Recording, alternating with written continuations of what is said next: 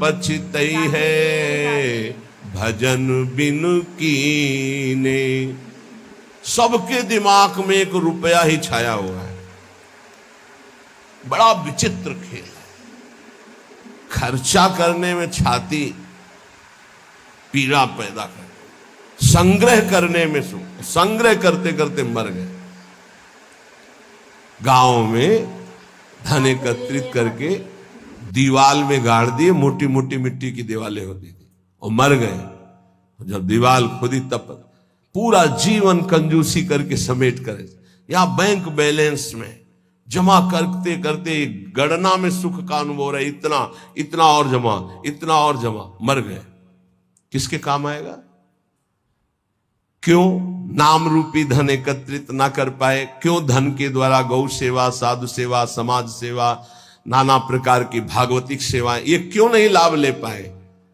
ये धन का बहुत बड़ा प्रभाव है, माया का बहुत बड़ा अंग है जो हर एक के दिमाग में अपना असर किए हुए है। हम जो भी प्रोग्राम करें उसका परिणाम धन हमारा होना चाहिए।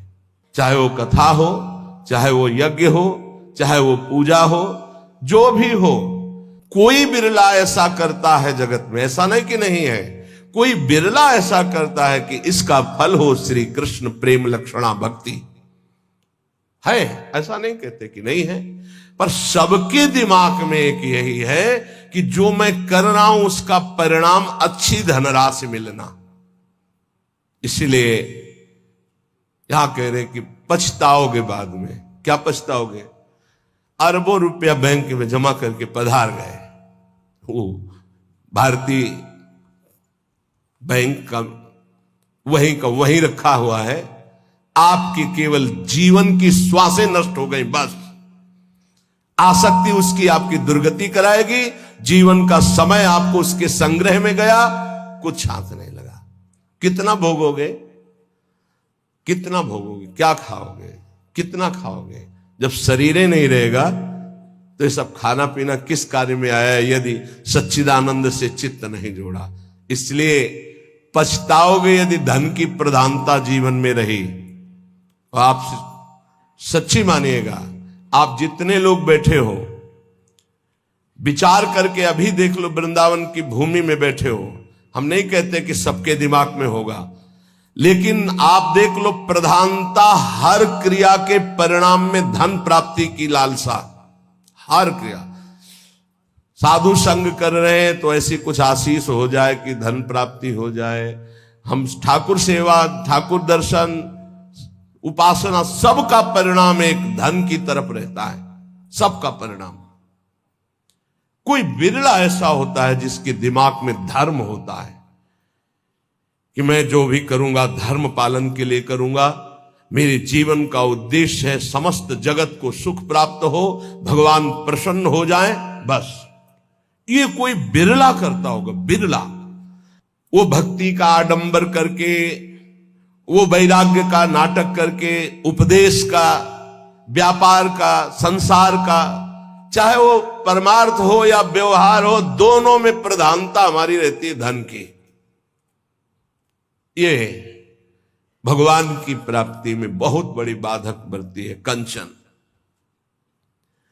देखत को यहां जगत संगाती, तात मात अपने सुख भीने, ललित किशोरी द्वंद मिटे ना, आनंद कंद बिना हरि चीन्हे, मन पछितई है भजन बिन कीने। अब दूसरी बात करें, देखत ही यह जगत संगाती। सबसे ज्यादा संसार में संगाती माना जाता है विपरीत शरीर को। काम, दूसरा है काम, विपरीत शरीर का संगाती। इसके लिए प्राण देने के लिए तैयार है। और जबकि वासना की निर्वासनिक स्थिति भगवान से होगी, किसी शरीर भोग से नहीं होगी। उससे तो जैसे अग्नि में और घी डालते जाओ तो बढ़ती चली जाती है, ऐसे ही वासना की शांति भोग में नहीं, त्यागात शांतिरनंतरम, लेकिन ना जानने के कारण पूरे के पूरे जीवन नष्ट हो जाते हैं केवल भोग चिंतन से। बहुत आश्चर्य की बात है, यदि इसे भजन के बल से, भगवत कृपा बल से, गुरु कृपा बल से इसे संभाला न गया तो मिले भले कुछ ना, पूरे जीवन इसी का संकल्प बनता रहता है, चिंतन होता रहता है। ये ठग हैं जो हमारे जीवन को नष्ट कर देते हैं। कामिनी के संग की लालसा भगवत प्राप्ति नहीं होने देती। जैसे पहला था धन की प्राप्ति की लालसा, ऐसे ही जितना भी धन कमा लो, जितना भी सब कर लो, अंदर एक लालसा बनी रहेगी भोग भोगने की। ये अगर भावना शरीर भोग की बनी रही तो ये भी भगवत प्राप्ति नहीं होने देती। कितना भोगोगे, कब तक भोगोगे? जब शरीर ही छूट जाएगा तो कौन तुम्हारा साथी होगा? बहुत विचित्र बात है, बहुत विचित्र बात है। देखत को यह जगत सगाती, इस संसार में केवल देखते देखते पूरा जीवन हो गया, कुछ नहीं देख पाए। 50 साल के हो गए, 40 साल के हो गए, भोगते भोगते जीवन व्यतीत हो, कुछ नहीं भोग पाए। क्या है? असंतुष्ट, वासना। इसी तरह से जितने संबंध हैं सब धोखे के संबंध हैं। उनमें यदि भगवत भाव करके नहीं जिए तो वो बंधन कारक है, धोखे में समय गया।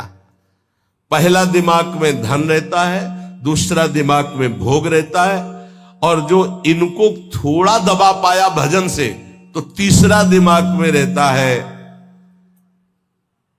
हमारे यहां नाम हो जाए, लोग याद रखें। किसको लोग याद रखते हैं? भगवान को याद नहीं करते, तुम्हें याद करेंगे। भगवान को नहीं याद करते, जिनके याद करने से कल्याण हो जाता है, तो तुम्हारे को कौन याद करे? बोले यार कुछ तो ऐसा हम कर जाएंगे। कितने का कर जाओगे? क्या कर जाओगे? अरे जिन्होंने अनंत ब्रह्मांड बना दिए उनका नाम नहीं ले रहा, तो तुम एक दो महल बना दोगे, एक दो पौशाला और अस्पताल खोल दोगे, तुम्हारा नाम चलेगा? श्री कृष्ण ने अनंत ब्रह्मांड बनाए, सब थोड़ी नाम जप कर रहे हैं उनका। तुम्हारा कौन नाम जप करेगा कि भाई बहुत यश कीर्ति की आखिरी चाह।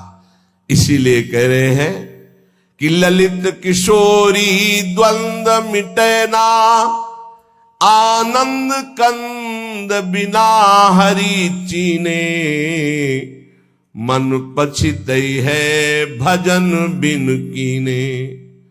थोड़ा समय रह गया है।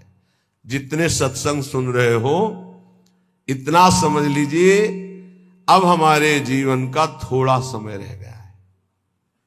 अब तो जाग जाओ, इन 3 में सोना बंद कर दो। ललित किशोरी जी कह रहे, ये जो धन की लालसा, अरे बोले तुम तो बाबा जी हो, तुम्हारा चल जाएगा, हमारा गृहस्थी में बहुत जरूरतें हैं, धर्म पूर्वक कर्तव्य कर्म करो, उससे जो मिल रहा है संतोष धारण करते हुए अपनी स्थिति के अनुसार ब्याह बरादी जितने कार्य हैं सबका होता है सृष्टि में। आज दुख पाया जा रहा है अपनी स्थिति से हटकर करने पर। आज दुख पाया जा रहा है केवल प्रशंसा के लिए करने पर। अगर आपकी स्थिति गरीबी की है तो आप किसी गरीब वर्ग को ढूंढिएगा, आपकी पुत्री सुखी रहेगी। ये भ्रम छोड़ दो कि थोड़ा हमसे बड़ा धनी हो, बहुत हानि हो जाएगी। अगर आपकी स्थिति है और अपनी स्थिति के घर में बेटी का ब्याह करोगे तो बहुत सुखी रहोगे। अगर अर्थ की प्रधानता रखकर बेटे का ब्याह करोगे तो दुखी रहोगे। देख लेना, परिणाम में देख लेना। इसीलिए धन के लिए तुम इतना व्याकुल मत हो, कर्तव्य कर्म करो, जैसी परिस्थिति उसके अनुसार चलो। भोग के लिए इतना व्याकुल न रहो। जो धर्म पूर्वक पाणी ग्रहण किया है, भगवान की पूजा की भावना रखकर उसका, तो आप उससे मुक्त हो जाएंगे। नाम चिंता मत करो, नाम जप करो तो तुम्हारी विमल कीर्ति यहां नहीं भगवान के दरबार में होगी। ये मम जन है, ये मेरा जन है। जैसे अम्बरीश जी की चर्चा भगवान के दरबार, भक्तों के यहां भगवान की जैसे चर्चा होती, ऐसे भगवान के दरबार में महाभागवतों की चर्चा। इतना नाम जप करो, इतना ठाकुर सेवा करो कि भगवान अपनी सभा में आपको याद कर ले। इससे बड़ी क्या बात होगी। त्रिभुवनपति की सभा में तुम्हारा यश गाया जाए। जग जाओ। अगर अभी नहीं जगे तो फिर अब जगने का समय नहीं है, जगाया जा रहा है। ये सत्संग है मोह निद्रा से जगाने का। यहां तुम जिससे और किसी से प्रीति करते हो वो तुम्हें सुला देगा, जगाएगा नहीं। मोह भरे वचन बोल करके, मोह भरे कपट भरे वचनों को सुनने में बहुत अच्छा लगता है, लेकिन जब अध्यात्म और सत्य के वचन तो ऐसे लगते हैं बहुत कड़वे। मुंह मीठा भीतर कपट, पर्दा रहे है बास। मुंह में मीठा बोल रहे, हृदय में कपट है, वहीं पर्दा लगाए भगवान बैठे वहीं देख रहे। जो सतमार्ग के पथिक है उनकी जबान में भले तुम्हें कड़वाहट लगे, लेकिन हृदय बहुत मीठा है और बेपर्द होकर भगवान वहां से बोल रहे। पकड़ पाओ तो पकड़ लो। गोला मारे ज्ञान का संत सिपाही कोय, उत्कट जिज्ञासु बने तो अजब उजाला होए। अजब उजाला होए अंधेरा सब ही नासे, अंतर्मुख हो लखे आत्मा अपनो भाषे।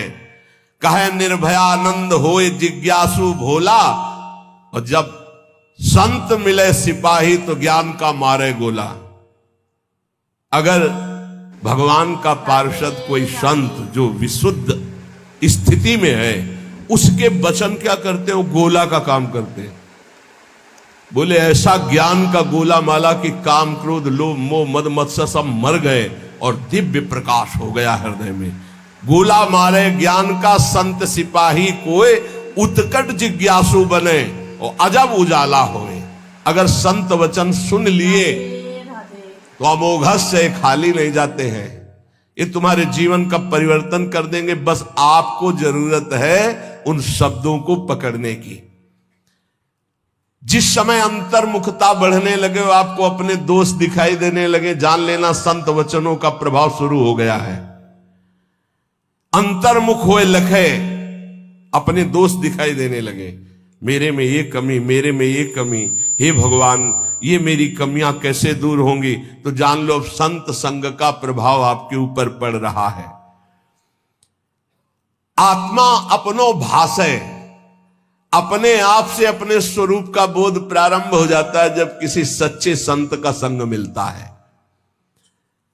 पाता है निज आत्मा विषयीन सो मन रोक, काम क्रोध के वेग की जो सही जावे झोंक। संत संगी वही है जो काम क्रोध के वेग को सह जाए। काम आया सह गया, क्रोध आया सह गया। हमें देखते हैं कि काम क्रोध को सहने की तो वृत्ति साधक में है, लेकिन ईर्ष्या को सहने की शक्ति नहीं है। वो जहां ईर्ष्या करता है, दूसरे से निंदा करने लगता है, तो फिर उसकी काम क्रोध की शक्ति बढ़ जाती है और वो सहन करने में असमर्थ हो जाता है। अहम मैं जितेंद्री हूं और ईर्ष्या दूसरे की उन्नति देखकर डा होना, जलन होना, जहां ये आया तो फिर वो वही परास्त हो गया जहां जीत रहा था। इसको पकड़ना। गुरु कृपा से काम और क्रोध पर विजय प्राप्त करने की योग्यता साधक में आ जाती। बहुत शीतल हृदय होने लगता है, यार लगता है क्या कुछ नहीं। और जहां उसके अंदर ये अहम आया और दूसरों को देखकर जलन होने लगी, अपने में अहम आने लगा, वहीं उसकी सामर्थ्य घट गई और वो उसी विषय के लिए रोने लगा। काम क्रोध आदि उसको परास्त करने लगे। समझना, इस बात में आध्यात्मिक चर्चा है जिससे आपको परम पद मिल जाएगा। आप अगर गुरु शरणागत है तो काम क्रोध आपके अंदर स्फुरित होंगे, परास्त नहीं कर सकते। चिंगारी की तरह स्फुरित होंगे, ज्वाला की तरह नहीं। पक्का समझ लो। दो बातें हैं यदि तुम काम क्रोध से परास्त हो जाते हो। पहला, आप गुरु आज्ञा का उल्लंघन करके कोई गंदी बात देख रहे हो, कोई गंदी बात कर रहे हो, कोई गंदी बात करने वाले लोगों का संग कर रहे हो। अगर ये नहीं तो फिर तुम काम विजयी होने का अहंकार कर रहे हो। अन्यथा स्फुरणा होती है और शांत हो जाती है। उसी मार्ग से चले हुए अनुभव की ये बात है। हम किसी की दूसरी तर्क वाली बात नहीं मान सकते, छाती की बात मानते। ऐसे स्फुरण होता है और शांत हो जाता है, क्योंकि उसके लिए कोई चारा नहीं है। धीरे धीरे स्फुरण भी बहुत कम होने लगता है।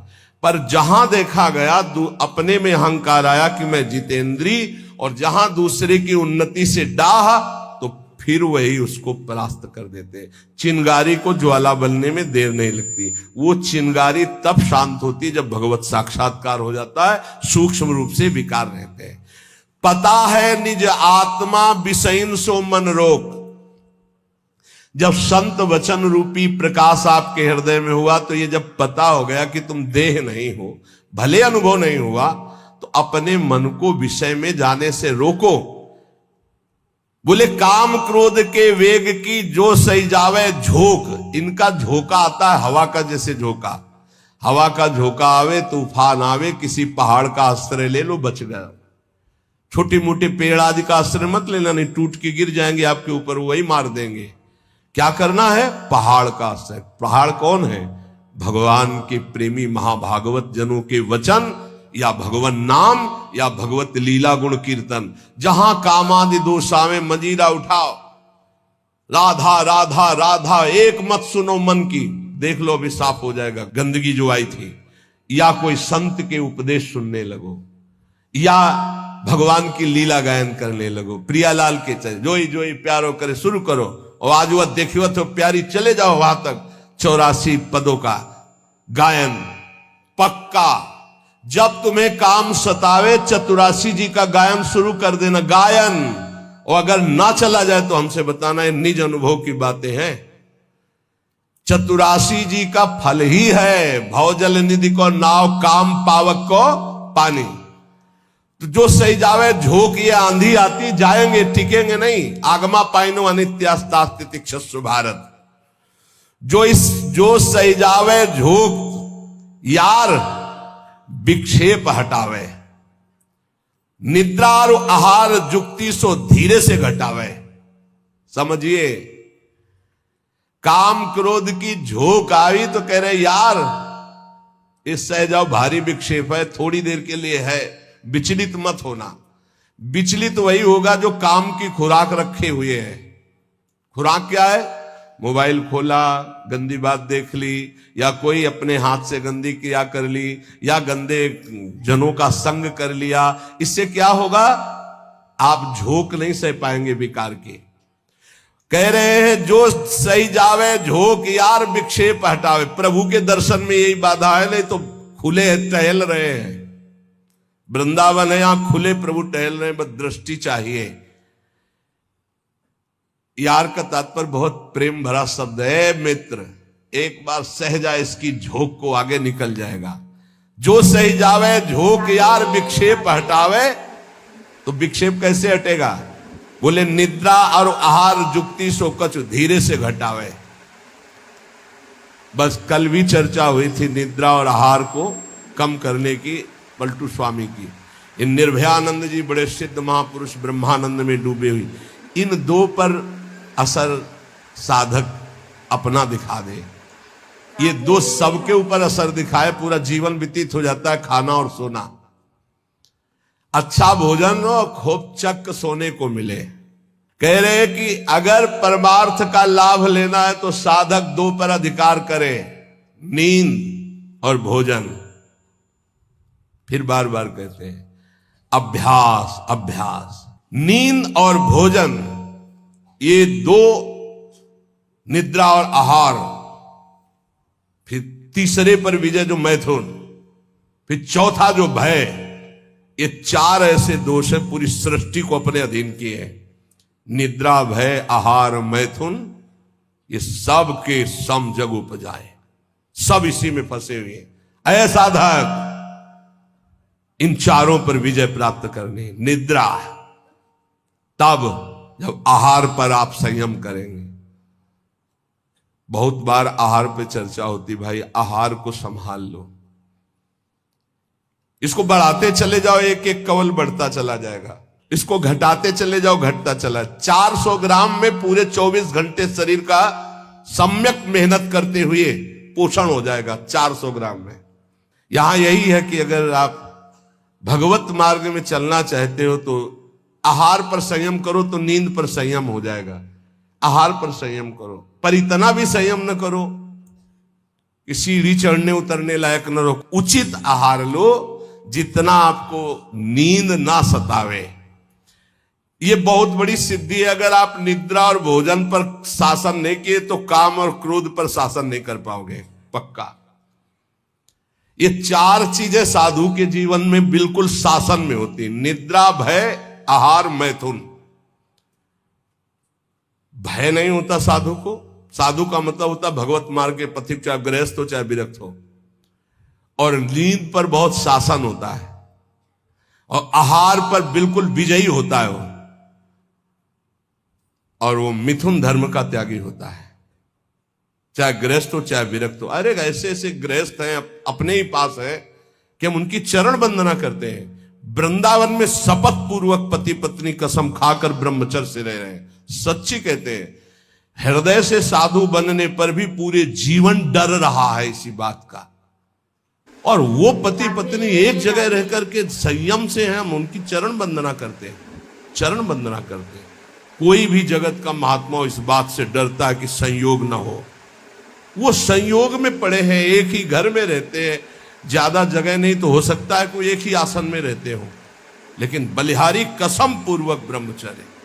और यही नहीं, बाहर भी रहते हुए ऐसे शिष्य है, तब ये लगता है कि भगवान की कृपा अमोघ है, क्या नहीं कर सकती। और आप लोग तो बैरागी हैं। निद्रा और आहार जुक्ति सो धीरे सो कछु घटावे। धीरे धीरे घटाना चाहिए। नींद और आहार, देखो संतों ने कहा है, निद्रा और आहार जुक्ति सो कछु घटावे। कहे निर्भयानंद झूठे जाने सब नाता, विषयन सो मन रोक आत्मा निज का पाता। जब समस्त विषयों पर विजय प्राप्त कर लेता है तो आत्मानंद का उसे अनुभव स्वयं होने लगता है। अष्ट सिद्धि नौ निधि हमारी मुट्ठी में हरदम रहते। ये नाम जापक, ये सांसारिक लाभ की तो बात जाने दो। अष्ट सिद्धि नौ निधि हमारी मुट्ठी में हरदम रहती, नहीं जवाहर सोना चांदी त्रिभुवन की संपत्ति चाहती।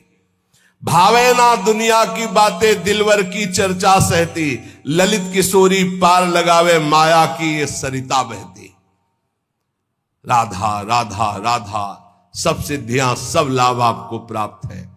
जो नाम जापक अपने कर्तव्य को भगवान में समर्पित करता है वो कैसा सिद्ध महापुरुष हो जाता है। जगत गुरु भगवान श्री कृष्णचंद्र जी गीता जी में महापुरुष की स्थिति का वर्णन करते हैं।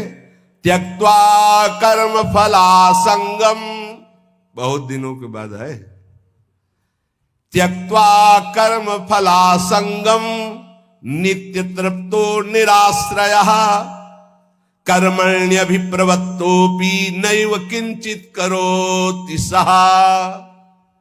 इसीलिए बीच बीच में रुक जाता है कि बहुत स्थिति का ऊंचा वर्णन यहां है और उसके लिए कुछ साधना चाहिए। जब तक अच्छी साधना नहीं होगी तो सिद्धावस्था को समझ पाना बड़ा कठिन होता है। और ये भगवान की वाणी ऐसे अर्थ पढ़ लेना तो अलग बात है, उसको समझना। त्यक्त्वा कर्म फलासंगम नित्य तृप्तो निराश्रया। देखो पहले एक एक शब्द में डूबा जाता है। शास्त्रों का मनन कैसे होता है? निराश्रया, किसी का भी आश्रय ना हो। सिद्ध पुरुष कैसा होता है? निराश्रित होता है, एकमात्र अपने स्वरूप में स्थित या भगवान में स्थित, सब अन्य आश्रय रहते। और यहां एकमात्र भगवान ही का आश्रय नहीं और सब आश्रय है। देख लो अंदर से। सिद्ध पुरुष कहता होता है नित्य तृप्तो, कभी कोई चाह ही नहीं होती। जैसे गले तक छका हो फिर उसको कुछ भी नहीं। नित्य तृप्तो, त्यक्त्वा कर्म फलासंगम, किसी भी कर्म की कोई भी फल की आशा नहीं रहती। कर्मण्य भी प्रवत्तोपि नयु किंचित करोति सः। अच्छी तरह कर्म करता हुआ भी वो किसी कर्म का कुछ फल नहीं चाहता। स्वाभाविक केवल भगवत प्रेरणा से कर्म हो रहे हैं, उनके कोई फल की इच्छा नहीं, क्योंकि जो सब कर्मों का परम फल है वो भगवान का साक्षात्कार उनको प्राप्त हो गया है। ये सिद्ध पुरुष के लिए श्लोक गाया गया है। जो कर्म और कर्म फल की आसक्ति का त्याग करके सब आश्रयों से रहित सदा तृप्त रहता है, फिर भी वो अच्छी तरह शास्त्र आज्ञा के अनुसार कर्म करता है, पर किसी भी कर्म फल की कोई आकांक्षा नहीं है, वो सिद्ध हुआ पुरुष कहा जाता है। श्री भगवान कह रहे हैं। लेकिन यहां उल्टा है। अगर हम कोई भी कर्म करेंगे तो पहले हमारा जो सोच होगी वो उसके फल पे होगी। ये सोच नहीं होगी कि हमारा धर्म है इसका पालन करना। कोई भी कर्म बिना फल की आकांक्षा के आप शुरू ही नहीं कर सकते। सोचना जरा, कोई भी कर्म करेंगे तो इसका फल क्या होगा, ये हम साधक के लिए कह रहे हैं। जो विषयी है वो नहीं सोचते, जो सिद्ध है वो नहीं सोचते। दोनों बात समझना।